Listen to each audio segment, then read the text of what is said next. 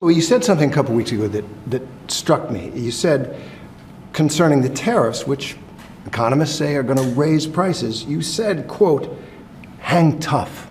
Yeah. It won't be easy. You said that to the American people. Is that what Americans should expect, some hard times? I've said that during my campaign. Look, we won a campaign by a lot. We won all 7 swing states. We won the popular vote by a lot.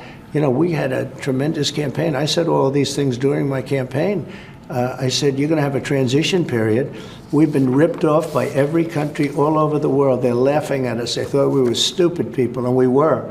And I said, that's not going to happen. We're not going to let that happen. Hard times are ahead? I don't think so. I think great times are ahead. Look, since I came in, gasoline is down, groceries are down, egg prices are down, many things are down, just about everything. You know, you don't have the drop in fuel and energy and oil like we did. I took it from maybe $3.20, maybe more than that, down into a much lower number.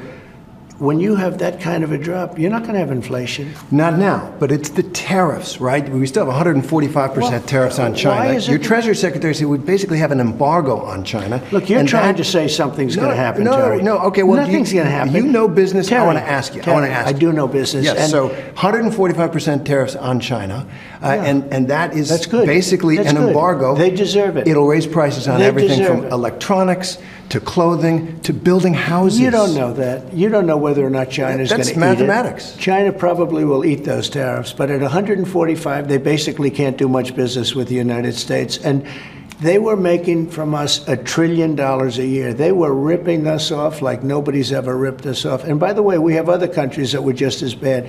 If you look at the European Union, it was terrible what they've done to us. Every country, almost every country in the world was ripping us off. They're not doing that anymore.